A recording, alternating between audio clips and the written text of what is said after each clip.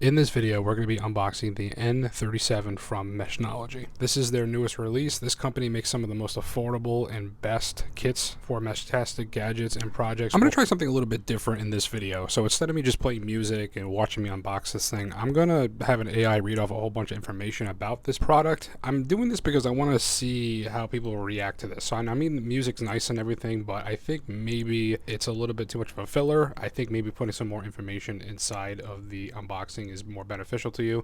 Let me know what you think in the comments, but I'm going to try that now.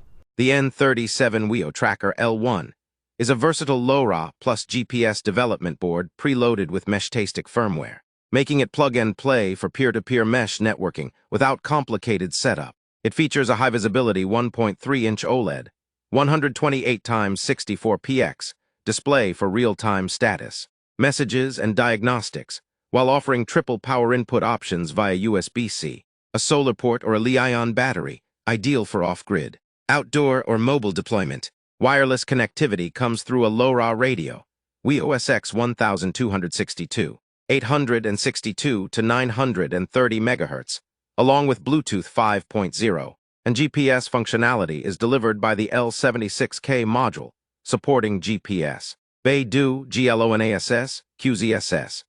It's built around a Nordic NRF 52840 processor, ARM Cortex-M4 up to 64 MHz, with 1 MB flash and 256 KB RAM, and includes Grove connectors, header pins, and debugging pads, SWD for expandability. Certified to FCC, CE, and RoW HS standards, this board is marketed toward users needing GPS-enabled tracking, mesh network nodes, environmental sensing, asset/wildlife tracking, or DIY IoT projects. The package includes the board, LoRa and GPS antennas, a 60 mm RF cable, a 3000 mAh battery, and a 3D printed case.